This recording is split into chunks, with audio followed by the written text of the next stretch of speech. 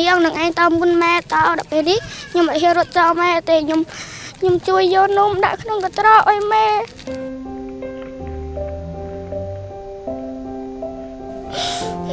ទៅពេលហើយជីមកវិញតើខ្ញុំស្នើឲ្យខ្ញុំញោមតាមផ្លូវរហូត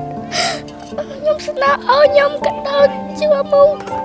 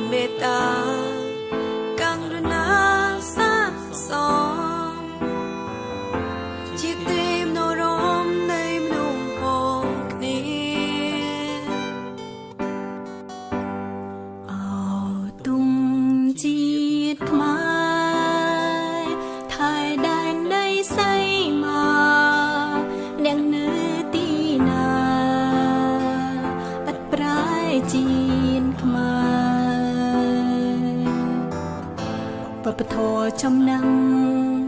ជីនសង្ពូកាយើងត្រូវខំថែឲ្យបានធិនទេយើងជាកូនខ្មែររួមគ្នាថែមរតកដូនតាជាតិយើងថ្លៃថ្លាដោយសារយើងចេះសាមគ្គីគ្នាព្រួនដៃគ្នាឡើងមិនអើយក៏សង្ជានអភិវឌ្ឍក្រុមគ្នាព្រោះយើងគ្រប់គ្នាសុទ្ធតែមានបេះដូងជា